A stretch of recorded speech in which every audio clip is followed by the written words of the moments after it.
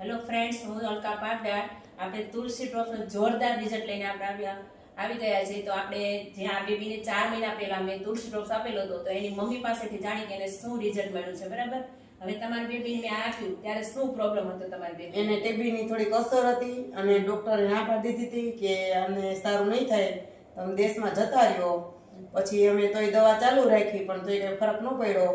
અમે 4 થી 5 લાખનો ખર્ચો કર્યો અને પછી કે છેલ્લે એમ ડોક્ટરે હાથ ઊંચા કરી દીધા છે, હવે સારું નથી થાય એમ, તમે દેશમાં જતા રહ્યો. અને તમે પછી આ બેન આવ્યા અલકા ભાગડા, એને આ તુલસી ડ્રોપ્સનું એને બતાવ્યું એટલે મેં લીધો. 4 મહિના પછી એના ટાણે હાવ રિઝલ્ટ સારામાં સારું છે. ને અઠવાડિયે મારે હોસ્પિટલ જવું પડતું, એ હવે સાવ બંધ થઈ ગયું છે.